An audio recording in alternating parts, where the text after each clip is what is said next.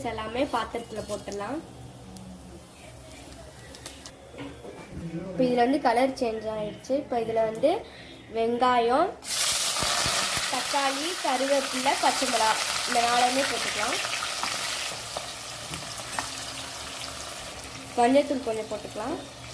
இப்போ இது வதங்குறதுக்கு வந்து உப்பு போட்டுக்கலாம், 1 ஸ்பூன் உப்பு. இதில் வந்து 3 தக்காளி வந்து மிக்சியில் போட்டு அரைச்சி வச்சுருக்கோம், இதில் வந்து சேர்த்துடலாம்.